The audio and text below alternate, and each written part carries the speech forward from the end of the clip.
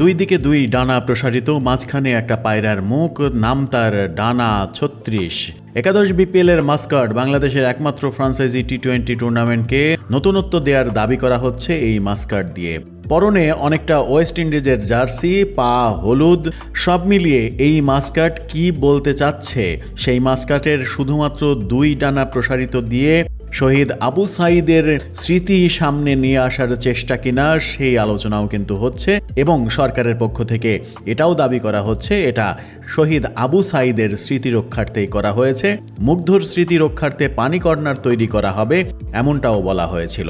সকালে হোটেল ইন্টারকন্টিনেন্টালে নতুন বাংলাদেশ গড়ার লক্ষ্যে তারুণ্যের উৎসব 2025-এর ঘোষণা মঞ্চে বিপিএল এর এই মাস্কট ডানা ৩৬ উদ্বোধন করা হয়।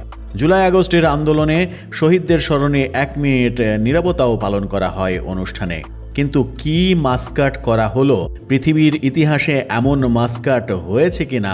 এত নিম্নমানের মাস্কট তৈরি করে বিসিবি কি বার্তা দিতে চাইল এবং বিপিএলকে নতুন কিভাবে সাজাতে চাচ্ছে তারা, সেটা এই মাস্কটই অনেকটা বোধহয় প্রমাণ করে।